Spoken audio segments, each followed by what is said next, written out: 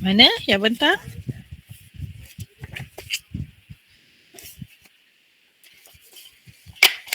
Sekejap Ustazah. Okey.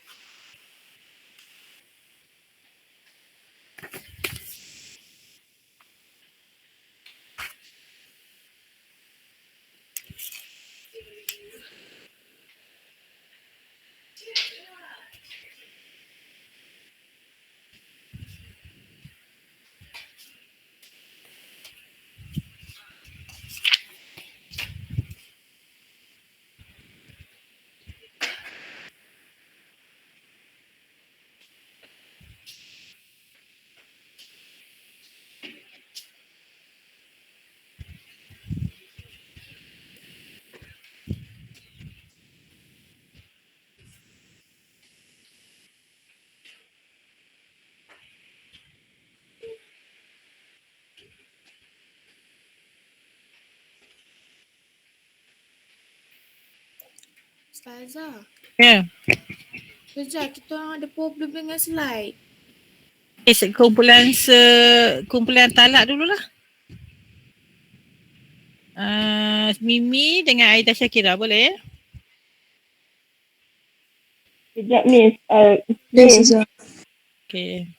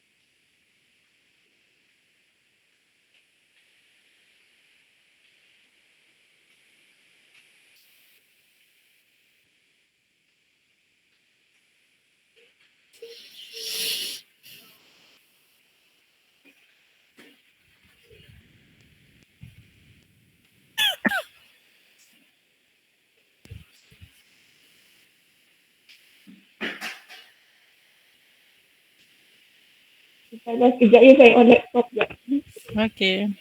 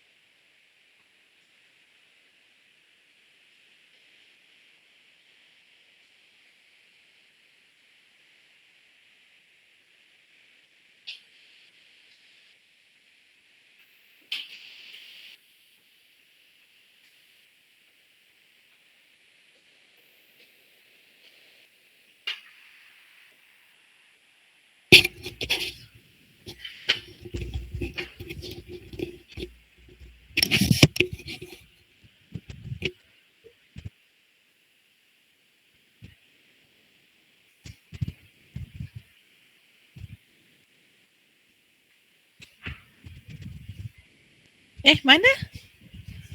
Dua-dua kumpulan? Kejap. Hmm.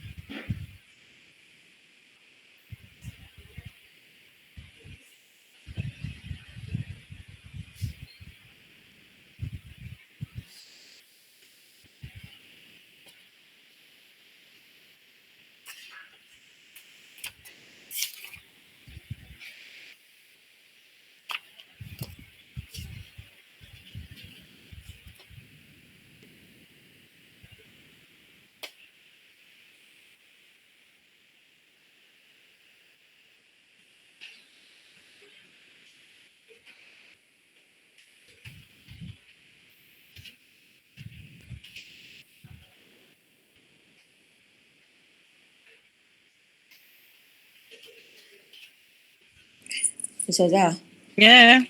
bagi kumpulan saya dulu Ustazah. Oh dah. Boleh. Okey. Talak dulu. Ustazah ada screen. Nampak skrin. Okay. Assalamualaikum warahmatullahi wabarakatuh. Buka lah Saya kamera, saya nak tengok. Tu. Sorry. Siapa yang bentang? Mimi dengan Aida Syakira. Okey. Assalamualaikum warahmatullahi wabarakatuh. Saya dengan Mimi dari kumpulan 5 akan membentangkan tajuk talak 1, 2 dan 3. Nama saya Aida Syakira binti Safarudin, nombor metrik 25 di DC 20F 2035. Nama saya Mimi Nurai binti Bakri, nombor metrik 25 DDT 20F 2050. Okey.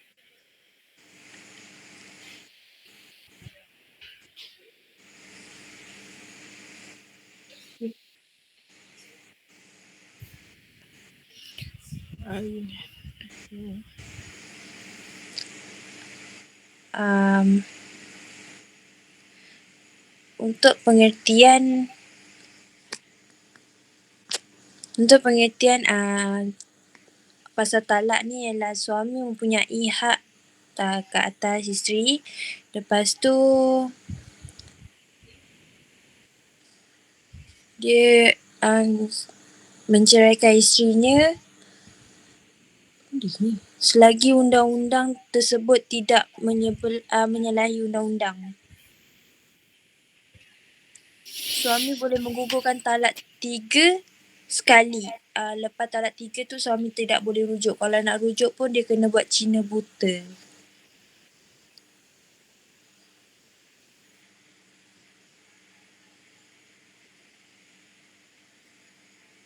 Talak 1 dan talak 2 diturunkan oleh suami. Suami berhak untuk berdamai dengan isterinya selama tempoh iddah. Suami masih boleh merujuk kepada isterinya dalam tempoh iddah.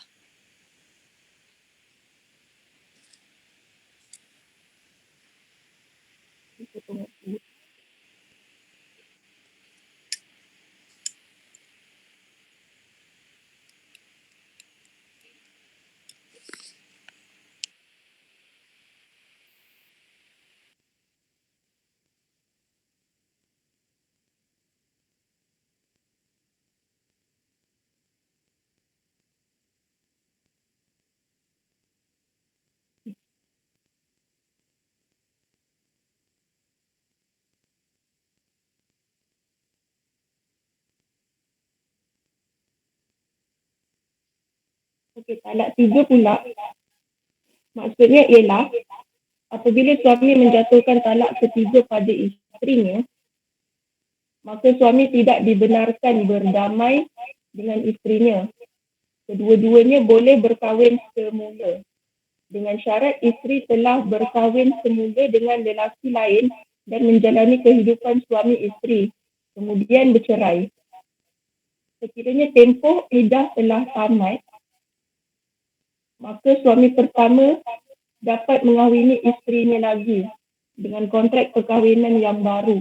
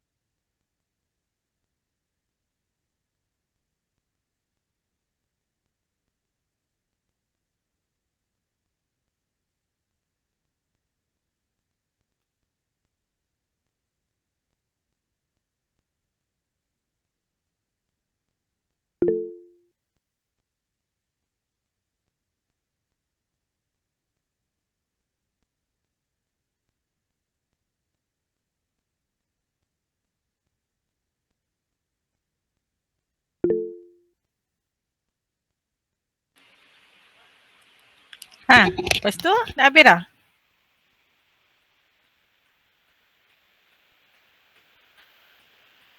Sekejap Ustazah.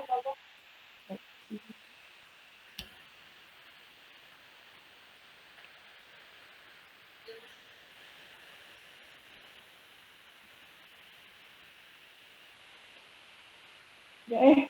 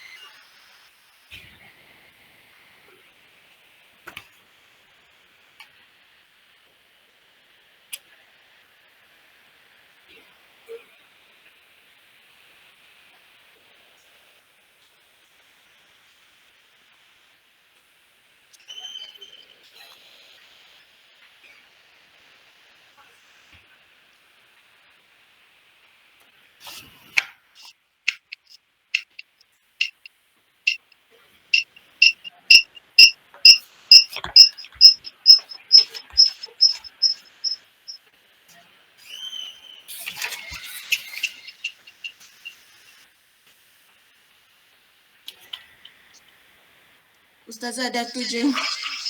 Tu je?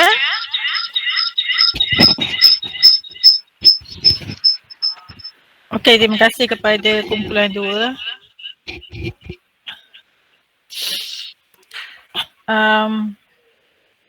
Saya harap kalau nak hantar dekat saya nanti, boleh perbetulkan lagi talak ni sebab awak tak bagi saya semak je hari tu.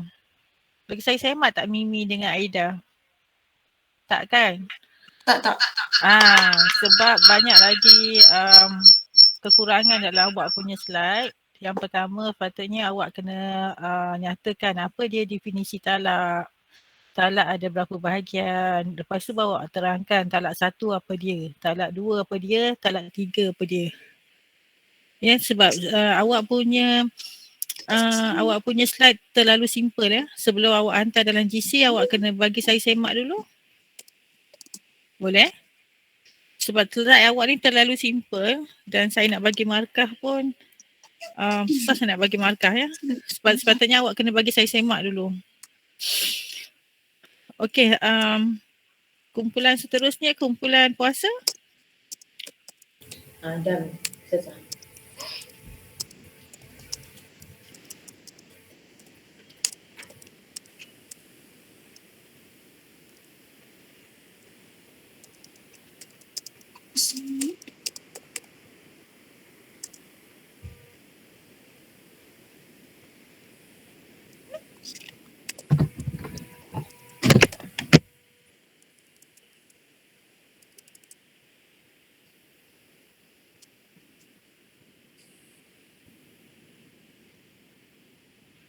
Ustazah Musfirah ni lain dia. Dia hilang pula. Okey. Mana slide awak?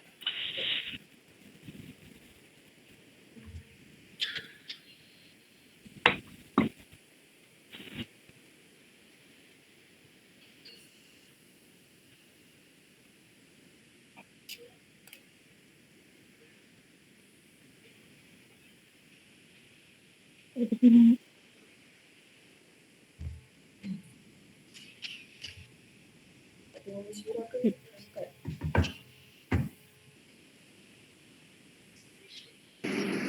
Musfirah hilang salah. Mana Musfirah? Tadi boleh Saya kamera tak boleh buka. Tak boleh buka? Kamera awak tak boleh buka? Tak, kamera tu boleh tapi dia cakap kat sini something went wrong. Lepas tu dia kamera turn off gitu. Okey, tak apa, teruskan lah. Tunggu kamera awak boleh buka esok baru ni. Saya tadi saja. Okay. Assalamualaikum warahmatullahi wabarakatuh. Saya daripada kumpulan Rizati Hajang Nabiah akan bentangkan tentang puasa dan pembahagiannya. Next. Pengertian puasa dari segi bahasa. Puasa bermaksud menahan diri daripada melakukan sesuatu. Pengertian daripada syarak. Puasa bermaksud menahan diri pada waktu siang pada melakukan perkara-perkara tertentu dari terbit fajar hingga terbenam matahari. Puasa juga boleh difahami sebagai mencegah diri daripada memenuhi dan melayan tuntutan syahwat perut seperti memasukkan sesuatu ke dalam rongga badan pada waktu yang tertentu iaitu dari fajar sehingga terbenam matahari.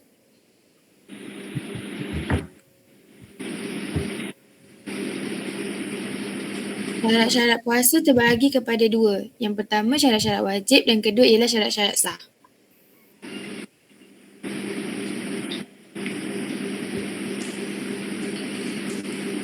Syarat wajib yang pertama Islam, baligh, berakal, berupaya iaitu sihat dan juga bermukim. Syarat sah Islam, berakal, bersih daripada haid dan nifas sepanjang hari, niat.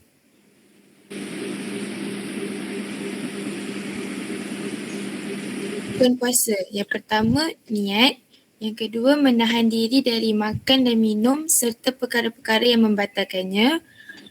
Masa puasa, puasa bermula dari terbit fajar hingga terbenamnya matahari. Okay, jenis-jenis puasa. Jenis-jenis puasa ada 6.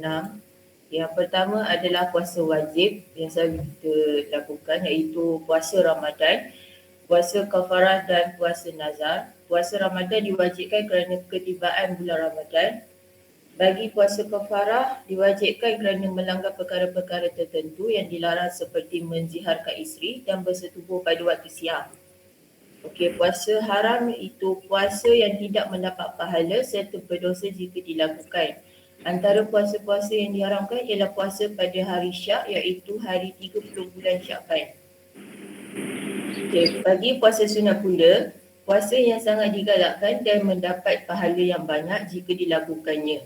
Antaranya ialah puasa berselang hari iaitu berpuasa pada hari pertama dan juga tidak berpuasa pada hari kedua. Okay, seterusnya adalah puasa makruh. Puasa ini adalah makruh hukumnya dan tidak mendapat pahala. Antaranya adalah puasa pada hari Jumaat saja kecuali terlebih dahulu berpuasa pada hari Khamis sebelum berpuasa pada hari Jumaat dan disambung pula dengan puasa pada hari Sabtu.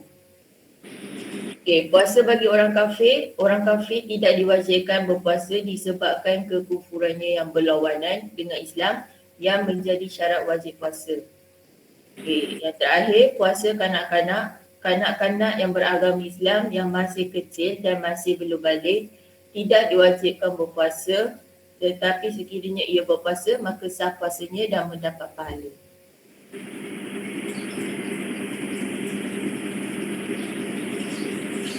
Seterusnya, sunat puasa. Pertama, makan sahur serta melambatkannya.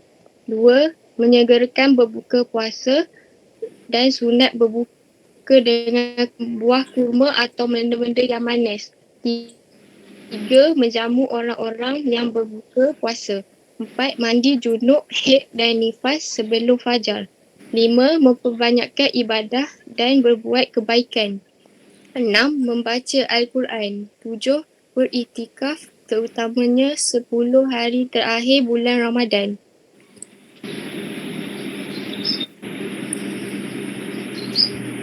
Perkara makruh ketika berpuasa. 1, berbekam. 2, mengeluarkan darah. 3, berkuncuk. 4, merasa makanan. 5, bersugih selepas gelincir matahari. 6, mencium wangian.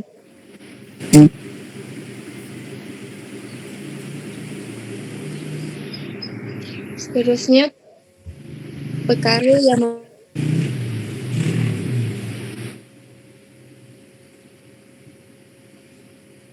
membatalkan dengan sengaja kecuali 2. Makan dan minum sepanjang hari.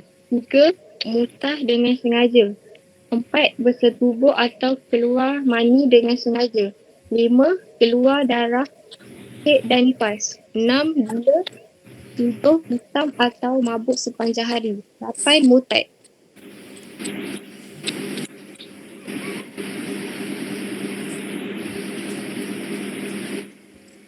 Keuzuran yang mengharuskan berbuka puasa. Pertama, musafir. 2. Sakit. 3. Mengandung dan ibu yang menyusukan anak. 4. Tua.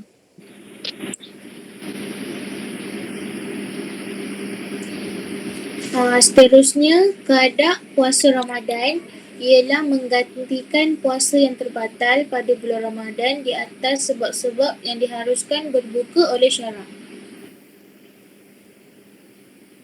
Hukum keadaan puasa Ramadan wajib menggantikan puasa Ramadan bagi yang membatalkan puasa Ramadannya sama ada kerana keuzuran ataupun tanpa sebarang keuzuran.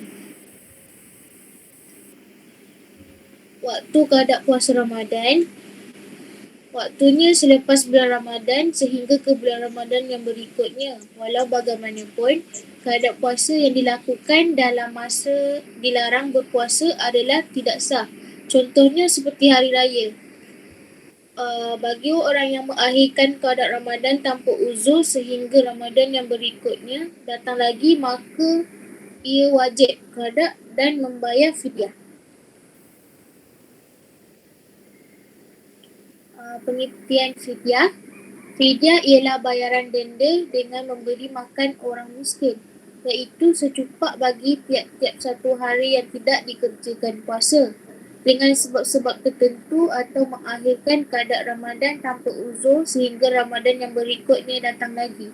Satu cupak bersamaan dengan 620 gram, tetapi ada satu pandangan lagi, satu cupak bersamaan 900 gram. Hukum fidyah wajib. Sebab-sebab wajib fidyah. 1. Tidak mampu melakukan ibadah puasa. 2. Sakit yang tidak mampu untuk sembuh. 3. Perempuan hamil atau menyusukan anak, iaitu jika berpuasa mendatangkan mudarat kepada anak yang dikandung dan boleh mengurangkan air susu. 4. Mengakhirkan keadaan Ramadan tanpa uzur sehingga Ramadan yang berikutnya datang lagi. Okey, ini adalah hikmah-hikmah dan juga faedah kita berpuasa. Okey, yang pertama adalah kita dapat mendidik umat Islam bagi menahan diri daripada makan dan minum, tetapi turut menahan diri mereka daripada melakukan perbuatan munkar seperti menipu, bertengkar, mengeluarkan kata-kata buruk dan sia-sia. Okey, yang kedua, bulan ini adalah bulan paling sesuai untuk seseorang berubah dan berhijrah ke arah kehidupan yang lebih baik. Yang ketiga, sabar dalam melakukan suruhan Allah berpuasa dan melakukan ketaatan, dijanjikan Allah mengampunkan dosa dan ganjaran syurga. Okey, seterusnya, amalan sifat sabar dalam bekerja atau berniaga dikala menghadapi masalah atau musibah adalah ubat yang perlu ditelan sebelum mendapat kejayaan. Okay, dan yang terakhir, Ramadan melatih kita banyak melakukan perkara yang baik dan meninggalkan perkara yang buruk. Itu saja Ustazah. Terima kasih. Okey, terima kasih kepada kumpulan 3. Satu pembentangan yang bagus dan detail ya, lengkap dan mengenai berkaitan puasa daripada pengertian puasa sehinggalah puasa, ganti puasa dan membayar fidyah. Terima kasih dan nanti boleh hantar terus ke dalam GC saya ya. Okey, seterusnya kumpulan Melampai. Kewangan Islam Sisi Kewangan Islam. Muhammad Nur Hafizan, Muhammad Salihin, Hasbul Kunizan dan Izul Haziq.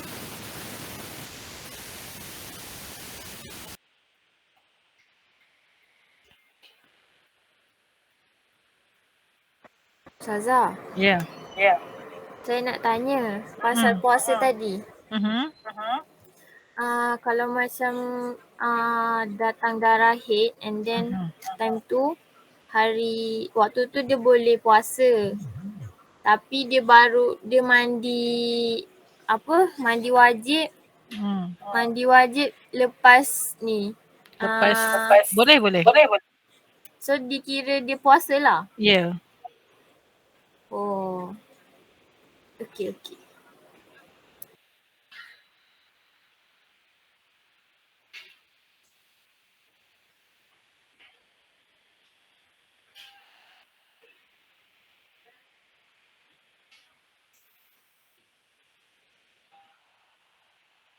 Okey.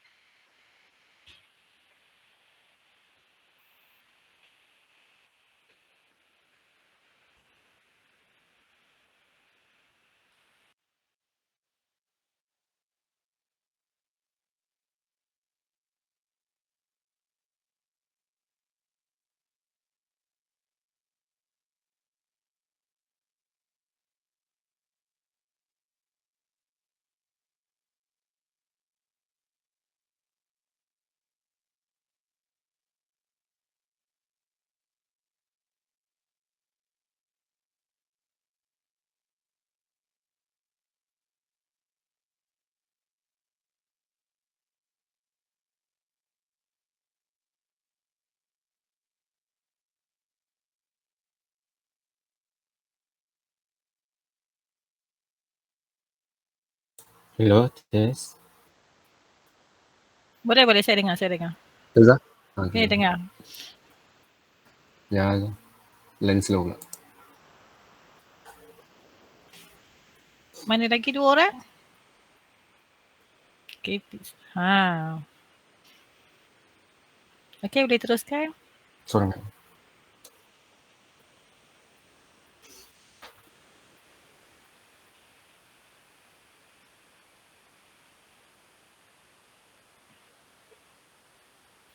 Okay. Assalamualaikum warahmatullahi wabarakatuh.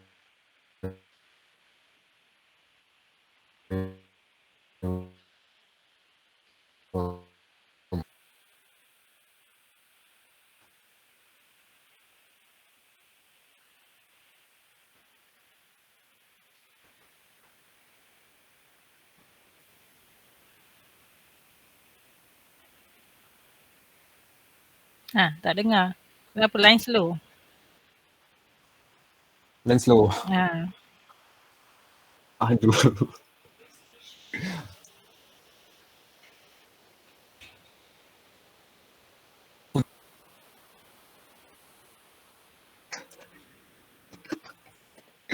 Aduh.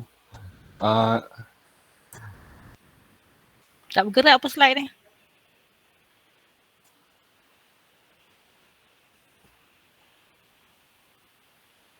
Boleh, kalau line slow, offkan ni tak apa, kamera. Okay. Dengar Zaza. Dengar tak? Dengar. Jelas tak? Dah jelas. Suara macam DJ dah. Okay.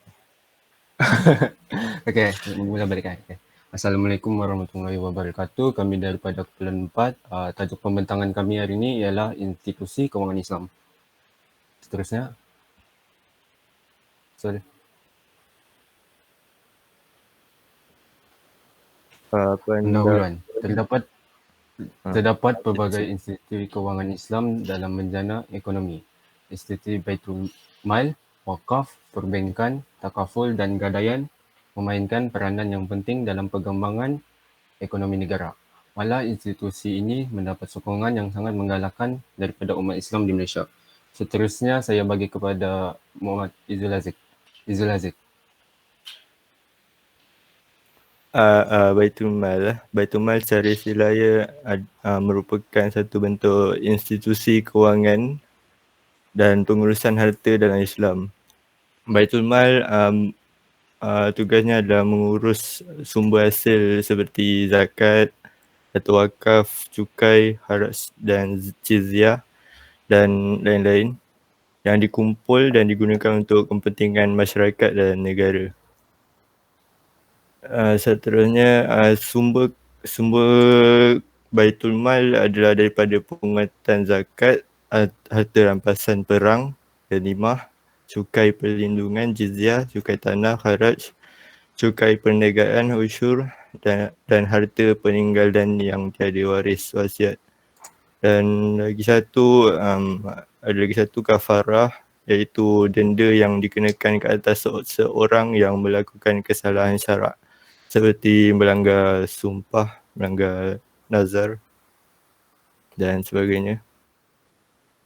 Dan institusi Baitul Mal ini dikendalikan oleh Yayasan Pembangunan Ekonomi Islam Malaysia YPEIM dan ditubuhkan pada Oktober 1976 dan dirombak semula dan dirasmikan oleh Perdana Menteri pada masa itu, iaitu Tuan Dr. Mahathir Mohamad pada 20 Julai 1984.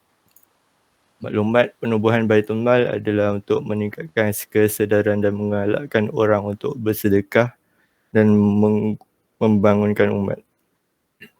Seterusnya, perbankan Islam. Tujuan yang sama dengan perbankan konvensional, iaitu bank yang biasa tu, macam Maybank ke.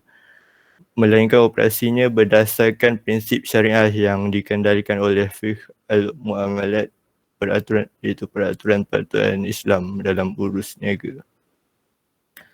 Prinsip perbankan Islam berdasarkan perkongsian untung dan rugi serta larangan riba, iaitu faedah ataupun interest. Antara konsep Islam yang selalu diguna pakai dalam perbankan Islam ialah mudarabah, perkongsian untung, waldiyah, simpanan, musyarakah, usaha sama, murabahah, kos tokok, dan yang kelima ijarah, sewaan. Perbankan Islam di Malaysia ialah Bank Islam, iaitu institusi perbankan Islam yang pertama di Malaysia. Syarikat ini diperbadankan sebagai sebuah syarikat berhad di bawah Akta Syarikat pada 1 Mac 1983 dengan nama Bank Islam Malaysia Berhad. Bank Islam menjalankan perniagaannya mengikut prinsip-prinsip Islam, iaitu memberikan kemudahan kepada perkhidmatan urusan bank kepada rakyat Malaysia. Itu sajalah untuk perbankan Islam.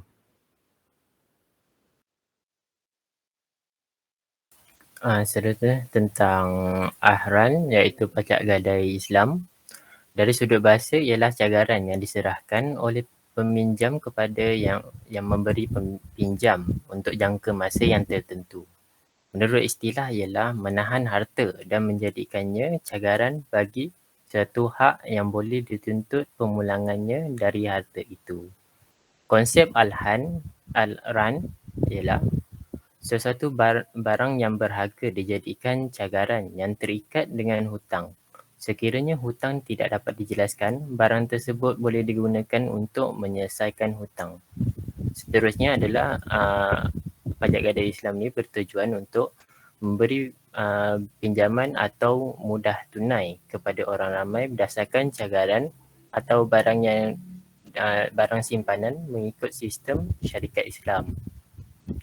Melaksanakan satu rangkaian urusan kewangan Islam sebagai satu cara pembiayaan dan pinjaman dalam kewangan di Malaysia, dan juga untuk menghapuskan eksploitasi ke atas golongan miskin. Ahran di bank rakyat misalnya dibuat berdasarkan konsep Al-Qarn dan Al-Hasan, iaitu tidak mengenakan bunga ke atas pinjaman. Kalau kita kenakan bunga atas pinjaman namanya riba. Hanya mengenakan yuran keselamatan ke atas deposit barang yang disimpan atau upah simpanan emas yang dicagar. Selanjutnya kita beralih kepada pusat pemungutan zakat iaitu Al-Zakah. Pusat pemungutan zakat di Malaysia ditubuhkan oleh Majlis Agama Islam Wilayah Persekutuan MYWP pada 17 November 1989 dan mula beroperasi pada Januari 1991. Pusat pemungutan zakat ini bertujuan untuk memperkenalkan cara bekerja kooperat dan budaya sistem pengurusan Islam secara profesional dalam usaha membantu majlis-majlis agama Islam negeri menubuhkan pusat pungutan zakat masing-masing. Zakat yang ditadbirkan secara sempurna atau dengan perkataan menginstitusikan zakat mampu mengatasi masalah kemiskinan dan meningkatkan lagi syiar Islam. Pada zaman Khalifah Umar bin Abdul Aziz telah dicatatkan bahawa tidak ada orang yang dimasukkan ke dalam penjara dan tidak ada orang yang berhak menerima zakat. Institusi zakat mampu memantapkan dan menstabilkan ekonomi negara. Ia dapat mempengaruhi gelagat pemilik harta agar sentiasa menyalurkan harta ke dalam kegiatan ekonomi seperti pelaburan, saham atau ekonomi aktif. Tentang zakat ni dia ada dalil daripada surah Al-Taubah ayat 103 yang bermaksud, dan dirikanlah kamu akan sembahyang serta keluarkanlah zakat dan taatlah kepada Rasul supaya kamu beroleh rahmat. Dia terdapat banyak dalil yang disebut dalam Al-Quran. Itulah salah satu dalil yang saya dapat. Seterusnya kita beralih pada takaful.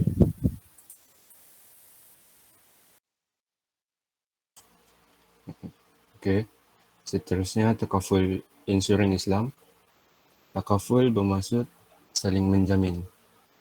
Takaful merupakan persetujuan yang memastikan ikatan diri seseorang penanggung untuk memberi ganti rugi atas sesuatu pembayaran kepada yang ditanggung kerana yang ditanggung kehilangan sesuatu, menderita sesuatu kerugian atau tidak mendapat keuntungan yang semuanya ditimbulkan oleh suatu kejadian yang tidak diduga. Operasinya mesti tidak keluar daripada falsafah ekonomi, undang-undang dan syariah Islam. Ia tidak bersifat perdagangan keuntungan tetapi lebih kepada kebajikan masyarakat. Syarikat Takaful Malaysia telah menubuhkan satu takaful nasional yang bertindak sebagai mudarib, iaitu pengusaha. Sementara sumber kewangan syarikat dihasilkan daripada caruman premium, iaitu pemegang polisi sebagai pemodal. Syarikat sebagai pengusaha pengendalian pelaburan atau perniagaan kumpulan wang caruman tadi pada waktu tertentu, sebahagian keuntungan syarikat akan dipulangkan kepada setiap pemegang polisi. Seterusnya, saham dan institusi. Saham ialah sejumlah unit pemilikan.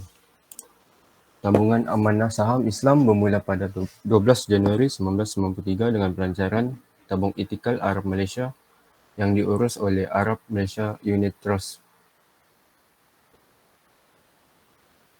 Seterusnya, sistem perbankan tanpa faedah SPTF dilancarkan pada bulan Mac 1993 dan melibatkan hanya 3 buah bank perdagangan iaitu Maybank, BBNB dan UMBC. Satu aktiviti ekonomi berasaskan prinsip perniagaan dan pembiayaan Islam yang tidak menggunakan faedah. merupakan sistem yang operasinya berlandaskan hukum Islam. Segala pengendaliannya adalah halal dan tidak ada unsur-unsur riba serta mengikut syarat yang ditetapkan.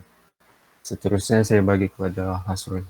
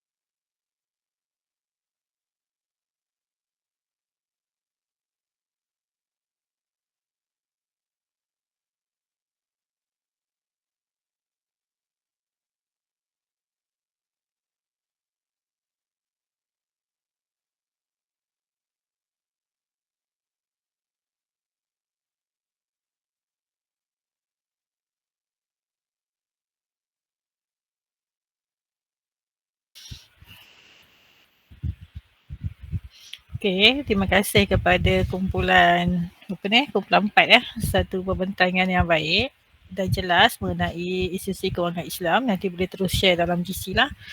Kumpulan 5 jenayah. Jenayah ni baru hantar kat saya nak suruh saya semak ni. Ada 9 minit lagi boleh bentang ya?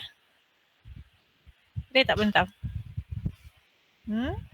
Kita habiskan pembentangan hari ni? Boleh. Okey. Boleh.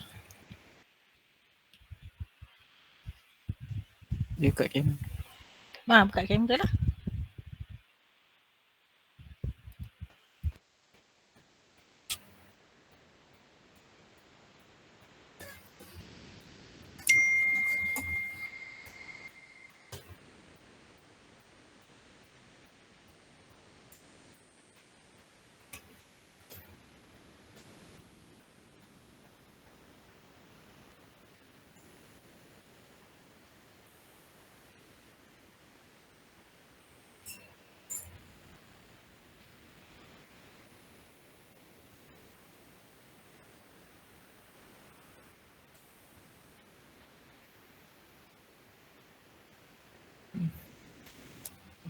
Mana Mirul? Seorang hilang. Seorang hilang. Mana Mira? Okey. Mira baru masuk muka. Okey, boleh teruskan. Okay, Assalamualaikum warahmatullahi wabarakatuh and selamat pagi. Kami daripada kumpulan 6 Sazah. Kumpulan 6. Kumpulan 6. Okey. Tajuk saya perkenalkan diri saya dulu lah. Nama saya Muhammad Fazil Isam Mirul Talib. Nombor metik 25 DDT 20F2048. Saya Ahmad Zaid Syahmi bin Fazil. Nombor metrik saya 25 DDT 20F2032. Saya dari Amir Arif. Tak. Berebut. Slow.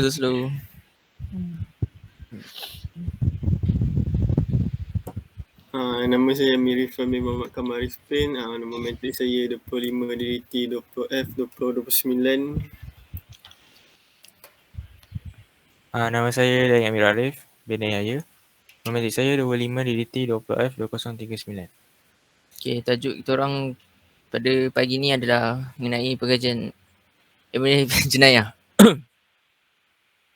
Okay, kat sini adalah pengenalan undang-undang jenayah Islam. Undang-undang Islam membahagikan jenayah kepada 3 bahagian utama yang berasaskan pada hukuman yang dikuat kuasa, iaitu hudud, qisas dan ta'zir. Bagi jenayah hudud ataupun hukuman, ia ditetapkan kesisaannya oleh SWT. Maksud hukuman hudud ialah hukuman yang ditetapkan mesti dijalankan sebagaimana yang ditetapkan di dalam Al-Quran dan As-Sunnah. Ia melibatkan kesalahan zina, qasaf, mencuri, hirabah, minum arak, mendahaka dan murtad. Ia telah ditentukan kadarnya oleh Allah SWT dan tidak boleh ditambah atau dikurangkan daripada ketentuan itu. Sifat hudud ni ia kekal dan tidak boleh diubah sehingga hari kiamat. Hukuman ini dianggap sebagai hak Allah SWT dan tujuannya untuk kepentingan masyarakat umum bagi menghindari keburukan dan membawa manfaat kepada mereka. Yang seterusnya adalah jenayah qisas. Yang jenayah qisas ni ialah yang ditetapkan hukumannya kesisaan secara balasan yang sama. Jenayah ini berkaitan dengan hak individu mangsa atau walinya, iaitu jenayah bunuh atau mencederakan. Sini ada terdapat kategori jenayah qisas. Yang pertama adalah pembunuhan sengaja, pembunuhan separuh sengaja, pembunuhan tidak sengaja, jenayah mencederakan secara sengaja, jenayah mencederakan secara separuh sengaja dan yang terakhir adalah jenayah mencederakan secara tidak sengaja. Bagi ta'zir pula ialah kesalahan-kesalahan yang merupakan dera, iaitu penjenayah tidak dijatuhkan hukuman hudud atau qisas. Ia tidak ditentukan oleh Allah SWT dan bentuk hukumannya ialah kadar atau bentuk hukuman iaitu di dalam Al-Quran dan hadis. Sebagai contohnya, jika penjenayah itu dikenakan hukuman sebat di atas kesalahan ta'zir, maka bilangan sebatan yang dijatuhkan tidak boleh menyamai sekurang-kurang hudud. Ia tidak boleh melebihi 40 sebatan jika kesalahan peminum arak atau yang memabukkan dalam kesalahan ta'zir. Jika mahu melaksanakan sebatan mengikut hukuman ta'zir, hukuman ta'zir ini tidak sepatutnya melebihi daripada 40 sebatan. Ia mestilah angka bawah daripada 40. Contohnya macam 39 sebatan saja. Seterusnya saya pas kepada Amirul Arif.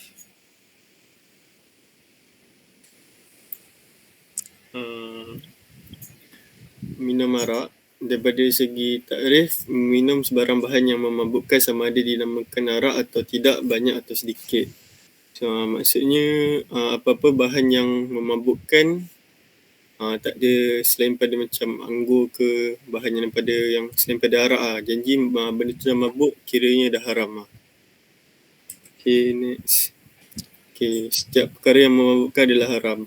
Ayat Quran terdahulu mengharamkan arak yang dibuat daripada anggur saja, tetapi pengharaman tersebut termasuklah benda yang memabukkan. Ini berdasarkan hadis daripada Nabi SAW.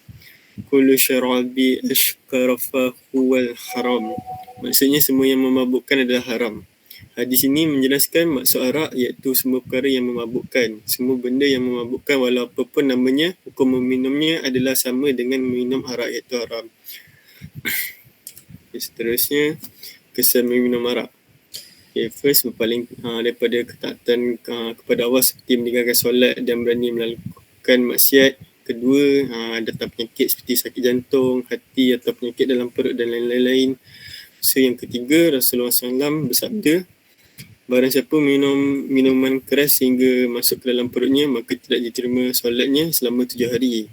Apabila meminum minuman keras seperti sampai hilang akalnya, mabuk, maka tidak diterima solatnya selama 40 hari. Apabila ia mati, matinya dalam keadaan kafir. Apabila ia bertaubat, maka Allah akan menerimanya. Apabila ia mengulangi lagi, maka hak Allah nanti akan memberikan minuman dari darah campur nanah. So, hukuman meminum arak sebabkan 40 kali. Okay, next saya akan bagi ke Dain. Assalamualaikum. Tajuk saya merompak dan mencuri. So, pengertian merompak adalah mengambil hak orang lain secara kekerasan yang disimpan di tempat simpanan tanpa izin. Contohnya kita pergi ni tau. Kita pergi rumah orang. Saya duduk rumah. Lepas tu saya keluar rumah. Lepas tu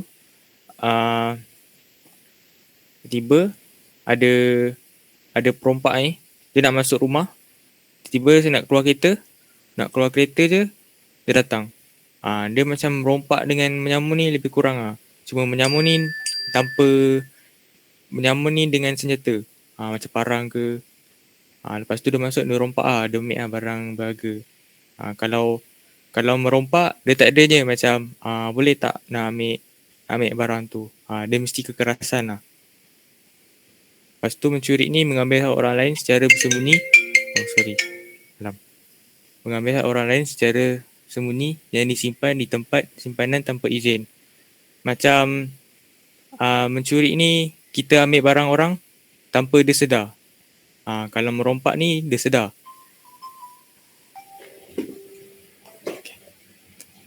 Hukuman mencuri merompak saja. Kalau hukuman dia potong tangan dan kaki secara bersilang. Contohnya lepas dia rompak tu dia kena hukum potong tangan kanan. Lepas tu dia rompak lagi kaki kiri pula. So dia bersilang So merompak dan membunuh. Kalau merompak dan membunuh ni dia kena salib. Kalau salib ni dia macam bukan salib dia cenek. Dia macam ni Dia lepas kalau bunuh orang kan hukuman berat kan. Lepas tu merompak pula tu. So dia kena hukuman bunuh lah kat atas perompak tu. Lepas tu sebagai balasan dia kena macam lepas dia dah kafankan tu apa semua, lepas tu dia kena salib dekat tiang kan, sebab nak bagi pengajaran kepada penduduk ke. Macam tu lah. Selama beberapa hari Lepas tu implikasi terhadap merompak ataupun mencuri lah, dipandang hina itu kepada individu, tidak dipercayai dan dipulau dan disisihkan. Dia macam yelah, kalau kita mencuri siapa je nak percaya kan. Macam tu lah. Betul. Terhadap masyarakat pula, masyarakat tidak tenteram. Lepas tu menimbulkan pergaduhan dan pemusuhan. Masyarakat hidup dalam kemimbangan. So janganlah mencuri Baik. Okay. So kalau kita nak membantras merompak dan mencuri ni, kita kena bekerjasama untuk antara satu sama lain lah. Lepas tu macam kita pihak kolej ke pihak politeknik kena buat kesedaran tentang keburukan mencuri dan merompak ni kan. Macam tu. Lepas tu kerajaan pun kena tingkatkan undang-undang yang lebih ketat tu je. Awak ada tak kelas pukul 10 ni? Ada kelas pukul 10? Kelas security. Ada. Cepat sikit. 10-2 minit dah. Nanti lecturer awak marah. Okay, ni Zaid punya part. Okay, Zaid. Let's go. Okay, seterusnya zina. Pengertian zina. Zina ialah melakukan hubungan jenis persetubuhan antara lelaki dan perempuan tanpa ikatan pernikahan yang sah mengikut hukum syarak. Qazaf ialah tuduhan terhadap seseorang yang melakukan zina dan liwat menurut jumhur ulama tanpa membawa 4 orang saksi lelaki. Hukum zina adalah haram dan dosa besar. Punca sebab faktor berlaku perbuatan zina yang pertama, tidak mempunyai didikan agama yang cukup. Yang kedua, pergaulan bebas antara lelaki dan perempuan tanpa segan sidu dan batasan mendorong mereka melakukan perbuatan zina. Seterusnya, terpengaruh dengan filem-filem lucah dan majalah-majalah yang memberahikan. Akibat kesan buruk berlakunya zina kepada individu dan masyarakat, mendatangkan penyakit seperti AIDS atau sifilis, merosakkan maruah diri dan keturunan, memporak-perandakan rumah tangga, melahirkan masyarakat yang tidak bermoral, berakhlak dan tidak bermaruah. Okey, seterusnya langkah atau cara mengatasi berlakunya zina. Melahirkan masyarakat yang tidak bermoral, berakhlak dan tidak bermaruah, menguatkan keimanan kepada Allah, bergaul dengan orang-orang yang soleh dan baik, mengelakkan diri daripada bergaul bebas di antara lelaki dan perempuan. Hukuman terhadap berzina, hukum hudud mengikut Islam. Direjam dengan batu terhadap penzina yang telah berkahwin. Disebat 100 kali sebatan terhadap penzina yang masih bujang. Kesan buruk yang timbul daripada menuduh zina terhadap perempuan baik ataupun kazaf ialah mewujudkan permusuhan yang akan memporak-perandakan masyarakat. Mewujudkan permusuhan pihak yang dituduh akan mengalami tekanan jiwa dan perasaan yang membawa kepada kejadian yang tidak diingini. Zuriat yang lahir daripada tuduhan berzina akan menjadi mangsa fitnah yang membawa kesengsaraan sepanjang hidupnya. Rumah tangga yang aman akan menjadi porak-peranda. Zaid. Ya. Ada soalan tu. Habiskan dulu. Hukuman terhadap orang yang menuduh zina terhadap seseorang hendaklah membawa 4 orang saksi. Jika tidak, dia akan disebat sebanyak 80 kali.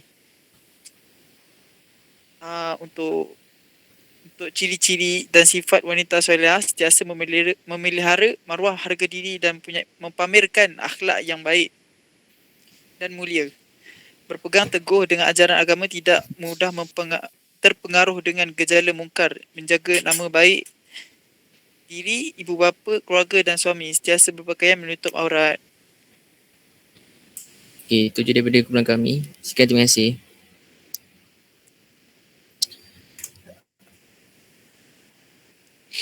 Macam mana tadi? Langkah atasi zina tu. Buka slide tu balik, Am. Sekejap. Buka. Ni demi nak jawab. Buka langkah. Langkah nak atasi zina. Dah. Kena lahirkan masyarakat tidak bermoral.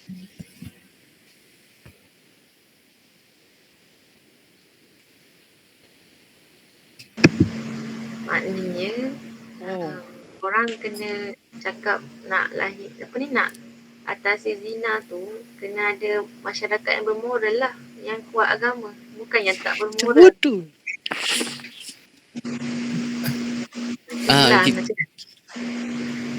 Kita ada salah buat ke?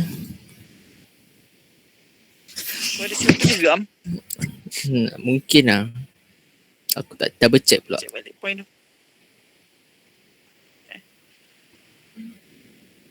Apa langkah cara mengatasi berlaku zina melahirkan masyarakat tidak bermoral?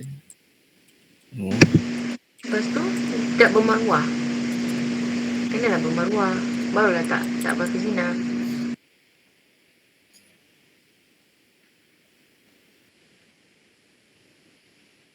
Ataupun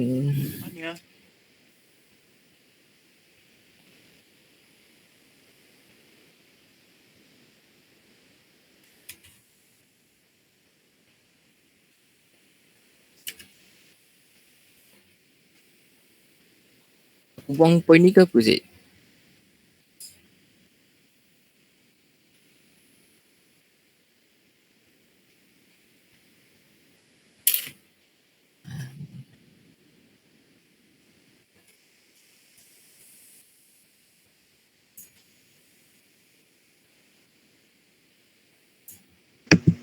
Boleh je ada tadi, cuma kau buang tidak je. Kau buang je point tu.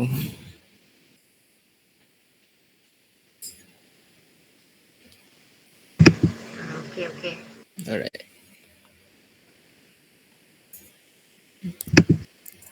Ustazah dah. Dah.